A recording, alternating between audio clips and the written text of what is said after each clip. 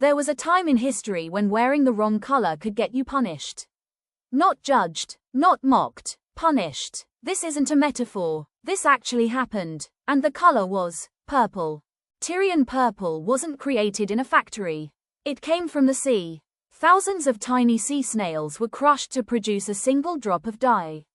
Imagine killing thousands of animals just to color one piece of clothing. The process was slow, the smell was horrible, and the result was unbelievably expensive. Because of its cost, purple quickly became a symbol of the elite. Kings wore it, emperors wore it, rulers wrapped themselves in it. Purple didn't just look powerful, it announced power before anyone spoke. If you saw purple, you knew exactly who mattered. And that's when something changed. Laws were created, purple was restricted. In many societies, common people were forbidden from wearing it. This wasn't about fashion, this was about control. The message was simple: you are not allowed to look powerful. Breaking the rule wasn't taken lightly. Depending on the time and place, punishment could mean fines, public humiliation, exile, and in extreme cases, death. A color could cost you your life. Let that sink in. Over time, these laws faded away. But the idea never really left. Even today, colors still signal power. Think about uniforms. Think about flags. Think about luxury brands. Colors still separate authority from the ordinary. We like to believe we are free, that colors no longer matter. But ask yourself this: if colors still represented power, would some of them be restricted today? Would some people still be told what they are allowed to look like? Today, colors feel harmless, decorative, personal. We argue about taste, fashion, aesthetics. We scroll past palettes, trends, seasonal tones. But for most of human history, color was never a choice. It was a decision made for you. Because color was never just what you wore, it was what you were allowed to be. Long before flags, uniforms, or branding, societies understood one brutal truth: humans respond faster to what they see than to what they hear. A symbol can outrun an argument. A color can overpower logic. So power learned to dress itself. Purple didn't become royal because it was pretty. It became royal because it was unreachable. The dye was rare. The process was slow. The cost was obscene. That scarcity was not a flaw. It was the point. Because when only a few can access something, it stops being decoration. It becomes separation. Purple separated rulers from citizens, commanders from soldiers, gods from mortals. And once that separation is visible, it no longer needs explanation. You don't need to be told who matters.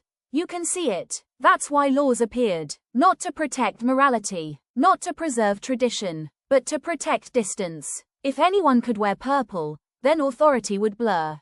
And blurred authority is fragile authority. So the law stepped in and said something very precise: you may exist, but you may not resemble power. That sentence is the foundation of hierarchy. When color became illegal, rebellion became visual. Even standing out was an act of defiance. And the punishment wasn't just fines or prison. It was humiliation. Stripping color stripped legitimacy. Because power is not only enforced, it is performed. What makes this terrifying is not how ancient it is. It's how familiar it feels. Because the technique never disappeared. It evolved. Empires fell. Kings vanished. The dye became cheaper. But the instinct remained. Control the image. Control the perception. Control the story. Look at uniforms. Military colors are never random.